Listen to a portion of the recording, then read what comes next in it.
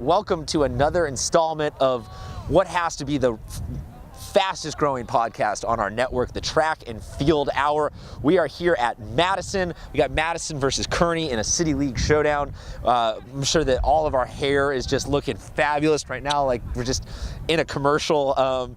Guys, we're now in the kind of the beginning of the stretch run, the back half of the season. So I would say that when we're talking about leaders, we sort of have a rough idea as to who are our event leaders and everything right now. This week, I'd like to dive specifically into the high jumpers, like we did with a couple events last week. But before we get started on any of that, just, you know, you say like the old cliche is play your best ball at the end of the season. It's something like that, get better every game. With track and field though, are we looking at the people right now who are our county leaders that we're talking about this is how I expected this season to go so far, and I don't see much change happening in the next week? Or is it still wide open for a couple of people to make some moves, and really what you see now is sort of accurate, but nowhere near what we're going to see in the finish? Okay, it's tough when you address like track and field as a whole, because like we talked about, there are so many events in track and field. So obviously there are like a couple heroes, and vague to get you heated. There are like a couple heroes that we all have our eye on, that we just know they kind of have it's their game. But a couple events, and I think we're going to talk about high jump today.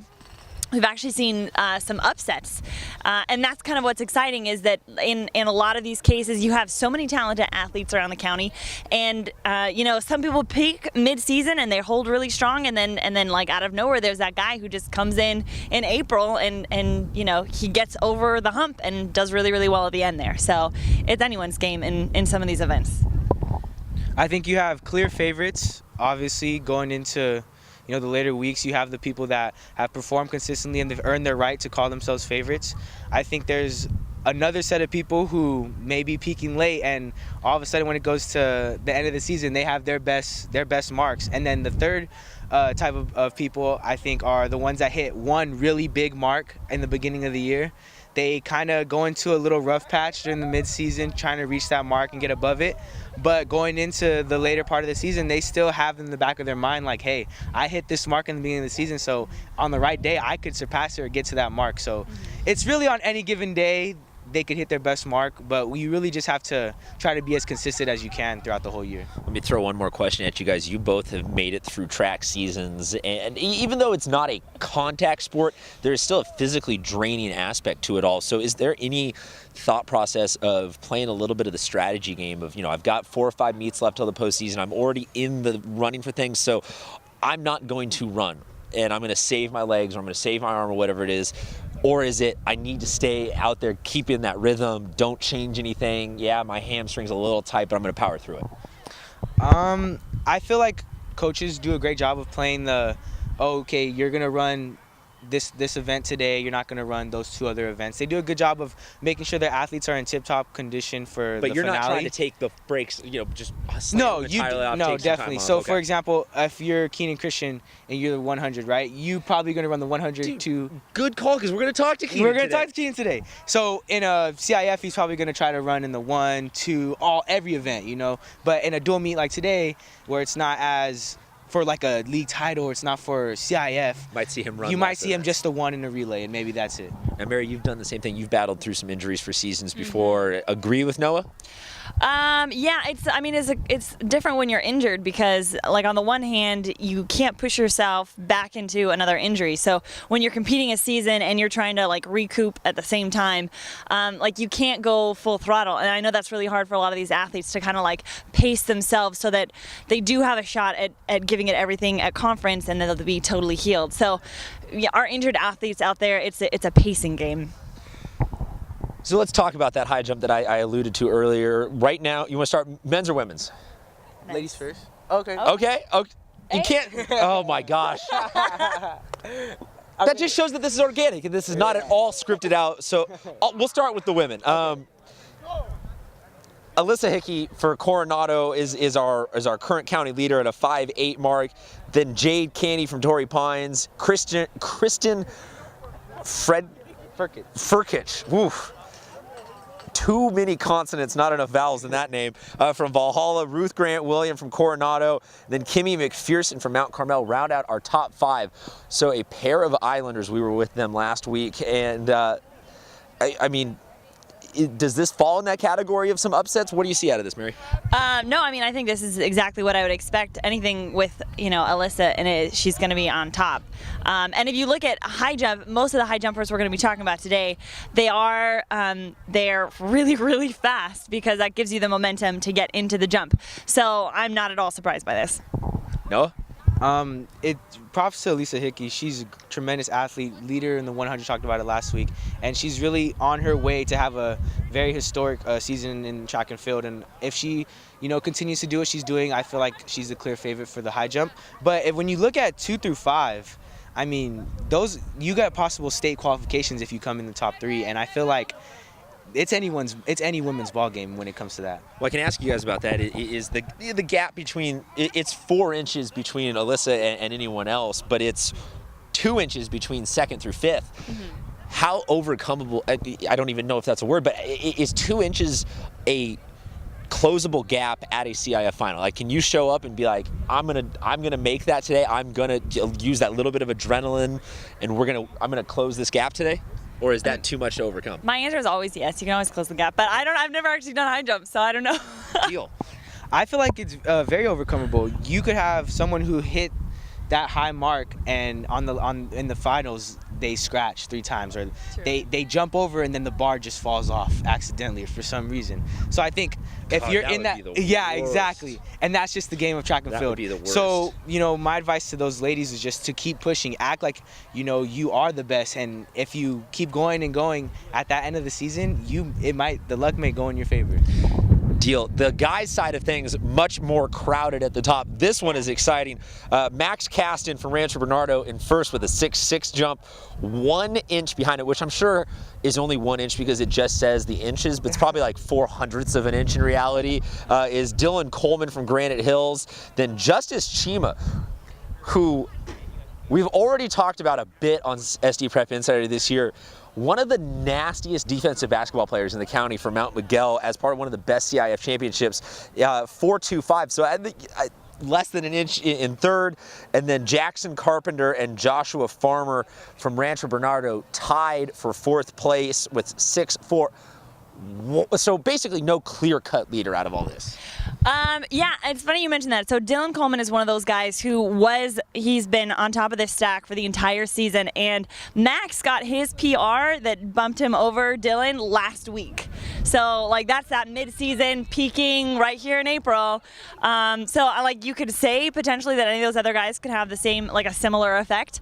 But the thing that I find interesting about this list is they're all really well-rounded athletes. Like Coleman runs the 4x4, the 400, 110 hurdles, 300 hurdles. All of these guys, I think, run the 110 hurdles.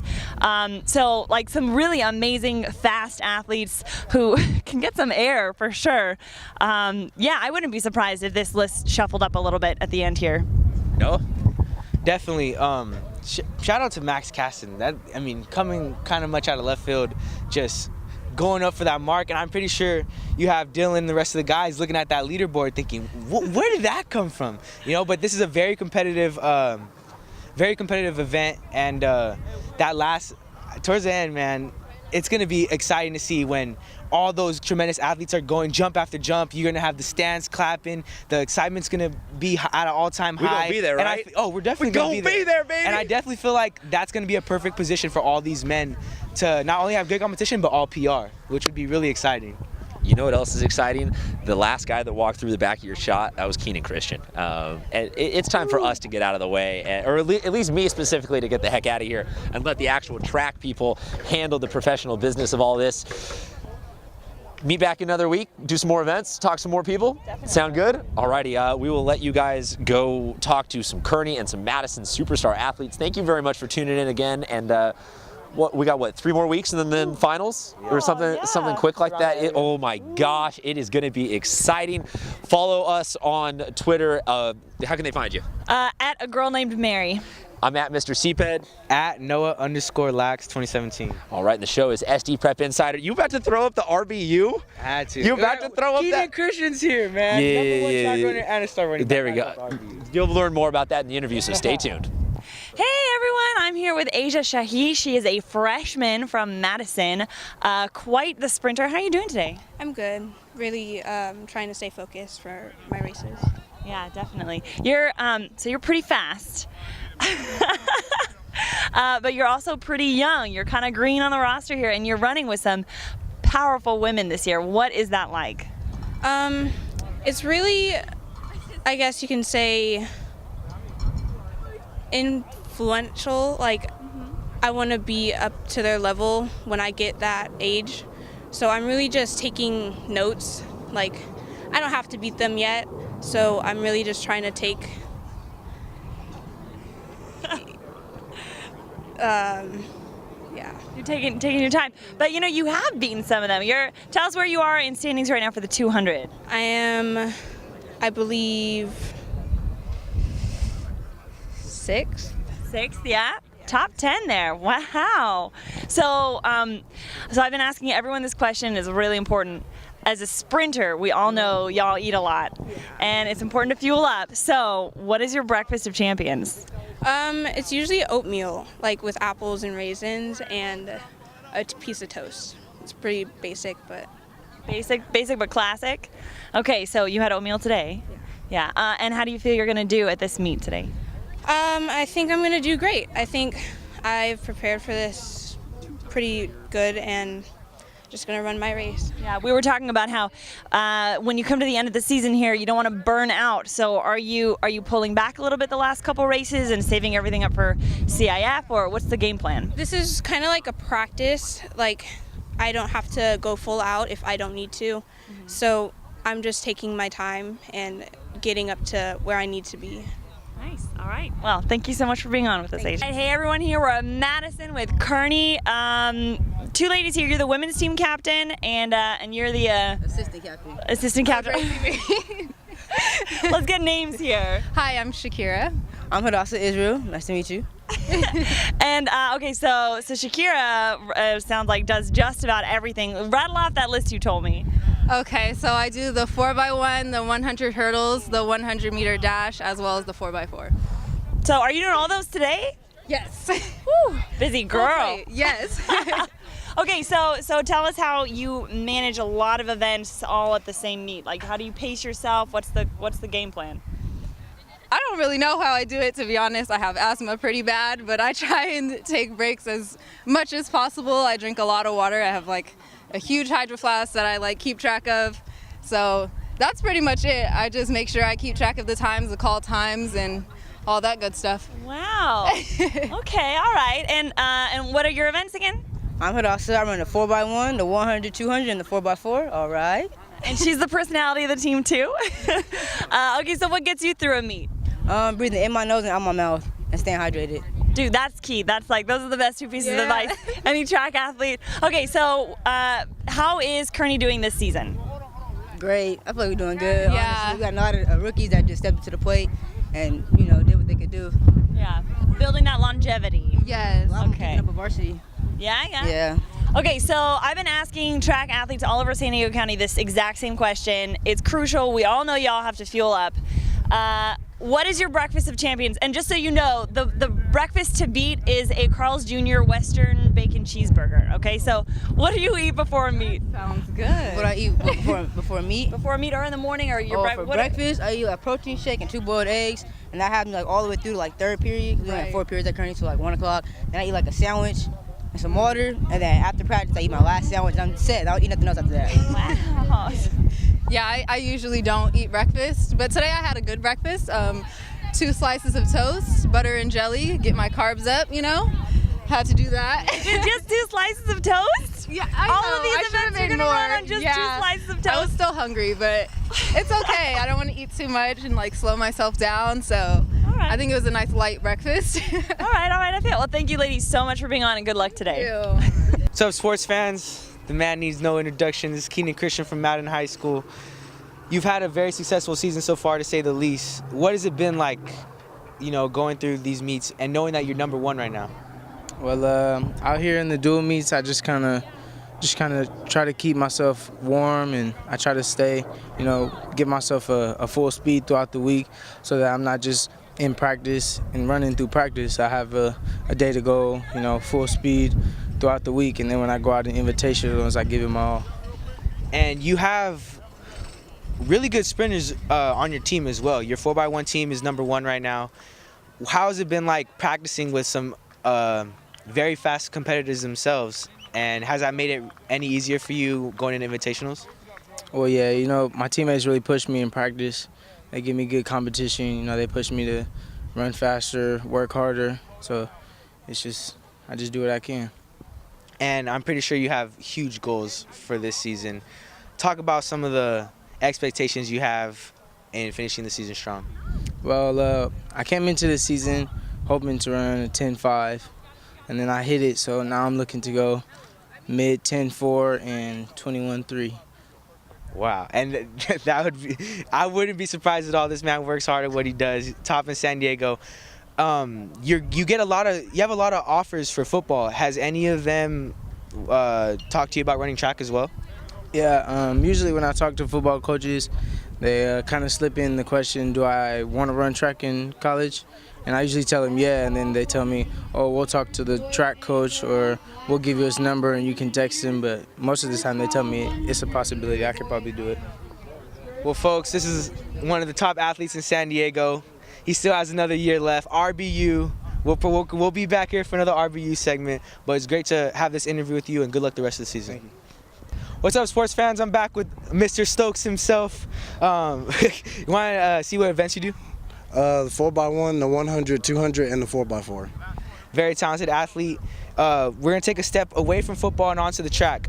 What has it been like this track season, running with the top 4x1 team in the county and running with the top runner in the county in Kearny?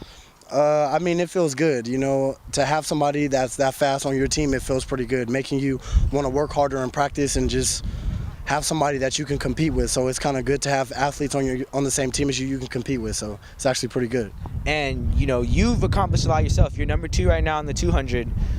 Is that your number 1 event, or do you have another event that you like more than that? The 200 is one of my fave. I like the 100, but I like to compete in the 200 as well. So I guess it's like it's kind of hard to choose. So what do you think it's gonna be like in the CIF finals, competing against your brother Keenan, both going for that 200 spot? I don't know. It'd be tough. I know he's a fast guy, and I just love competing with him, so I know it would be a good race. And going into the end of this last stretch of the season, you're heading into the end. What are your goals for yourself and your team? My goals is just to get faster, get better as an athlete, move faster for football season coming up, and just helping my team get better day by day. And last question, do you have, because I know you're swagged out, man. I've seen the video with the cloud goggles. Is there any traditions you like to do before track meets, before football games? Before track meets, I just like to keep it simple. I don't really do nothing major. Football season, I keep my pregame snacks, Airhead bites, and get some Gatorades. That's probably about it. Listen to my game music. Get ready for the game. Well, you heard it from Mr. Stokes himself. Great job interviewing with you. Good luck the rest of the season, and we got a surprise for y'all involving the game of Fortnite. We have a surprise for y'all. Oh yeah, most definitely.